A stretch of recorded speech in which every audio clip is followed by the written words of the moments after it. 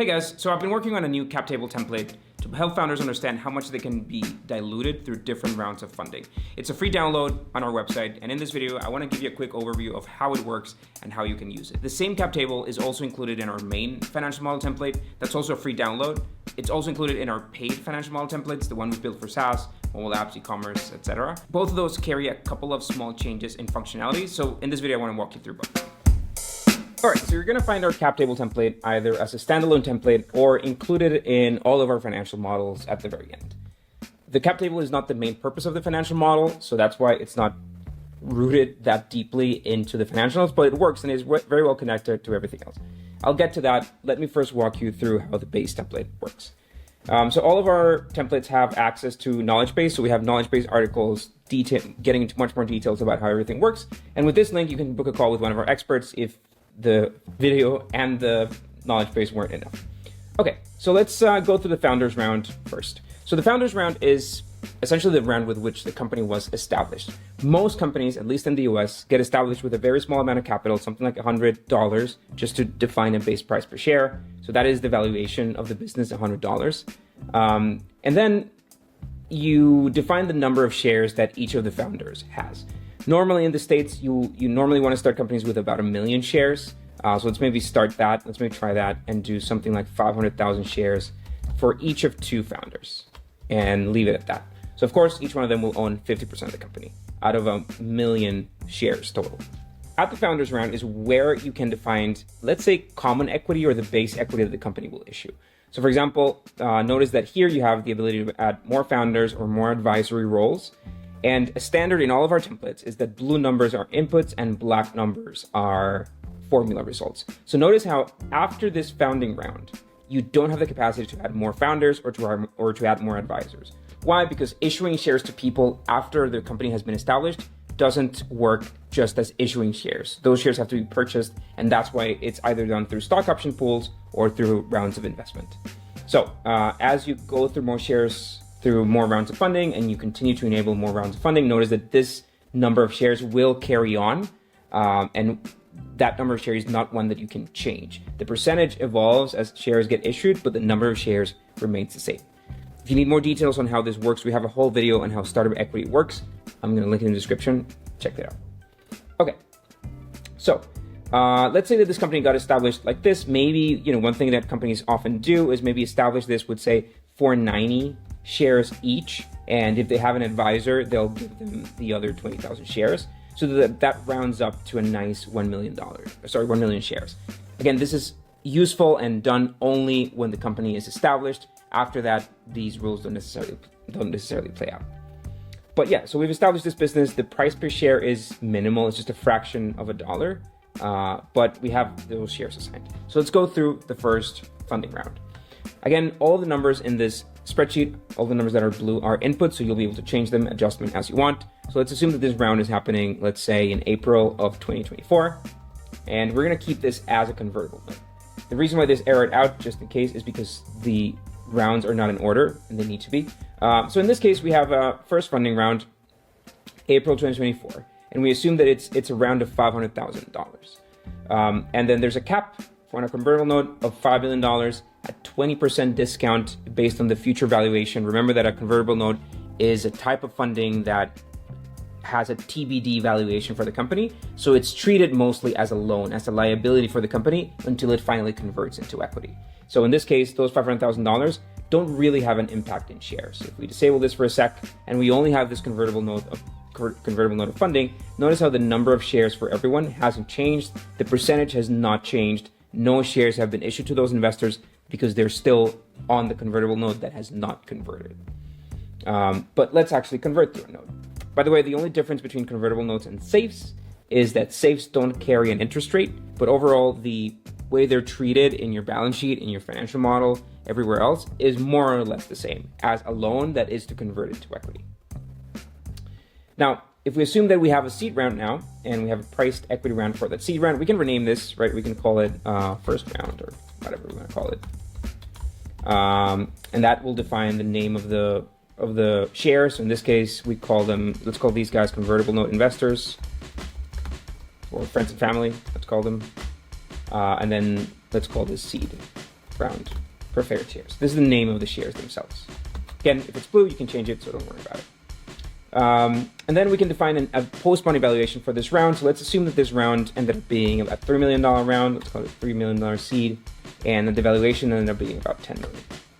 Okay, so notice how that actually impacts the company. By the way, let's change the date. So we have that round raised at maybe September, a year and a half later almost. Okay, so here, again, the shares have not changed. But notice how now we have finally issued shares for those friends and family investors. Now those share issuances are tracked here. This is where we track the convertible notes and when they convert. So in this case, we had this pre-seed round that we had been carrying over for a few months, 17 months exactly. From that, we can estimate how much interest it accrued, and we can decide which of the valuations are applicable. On a convertible note, remember we use the smallest of the two, so the smallest of the cap or the discount, right? So if this round had been a $5 million round, we would have used a $4 million valuation, which is the $5 million round minus the 20% discount. Okay, so that's the number of shares that get issued to friends and family. You can see that here, and that's the number of shares that get issued to seed investors. You can see that here. Now, many times investors will ask you to create an option pool, a stock option, before the round converts, and they want you to do that so that those shares for the stock option pool don't come out of their end, but out of the founder's end. So that'd be a fair thing to do here. So let's call it Employee Stock Option Pool 2025. And let's set maybe 100,000 shares, which at the base would have been, here would have been 10% of the company, but with this new issuing of shares, new round of funding, this is about 5% of the company, which is a reasonable stock option pool. So 100,000 shares created for the stock option pool here, which gives us now a final total shares for the company at an average price per share of $5.85. That's the value per share at which these first seed round investors purchased their shares. Okay, now that we have that, we've essentially collected or understood all of the functionality on a cap table. You can add more rounds of funding. You can add them as convertible notes. You can add them as priced or equity rounds. Just make sure that the date follows the previous one, because otherwise you're going to get an error. You'll track other convertible notes here, depending on when they happened. And that's what the main cap table functionality does. Now, if you want to look at that on the financial model, it's going to be more or less the same. You have the founding round here, except that these numbers, the type of round and the amount of money, they're not inputs, right? Notice how these numbers aren't blue, they're black, which means that they're added somewhere else. Now, on the financial model, the way we optimize the sheet is for you to estimate these rounds of funding as a way to keep yourself cash flow positive. So on the monthly statement sheet, what you can find here in financing activities is the capacity to add these rounds of funding. What you'll see here is the ability to add money, to add different rounds of funding, and to choose to which rounds of funding you want to assign that capital, right? So let's clean this up for a sec. Let's assume that at the very, very start, you raise, this is the first month, you have a few expenses here. You have, we've added some base payroll people, some salaries and so on as you get off the ground and start paying yourself as founders. So here, in order to fund that, here's the ending cash balance of the money. This is the money that you need, or the cumulative money that you've spent month over month, right? So this is the sort of capital gap that you have to fill in with funding, right? So here, what you can do is say, well, let's add a $500,000 round. Let's call that a pre-seed round here, and let's assume that that's going to be a convertible note, just like we did before. So once you do that, you're going to see that all reflected on the cap table as a pre-seed convertible note. And you can find the details of that convertible note and the cap here, just like before, with the only difference that the way you manage the amount of money raised is through here, right? So, this $500,000 are going to be enough to fund you through here, but you're going to need to raise money again here. So, you would add another round of funding, assuming that you can raise it, of course. It's going to call it a priced equity round, and all of the conversion happens. So the financial model will track your convertible notes as liabilities, as we've discussed before. They're not investments, they're not owner's equity until they convert. So that the financial model takes care of all of that, which is a complication, but a good technicality to have solved for you.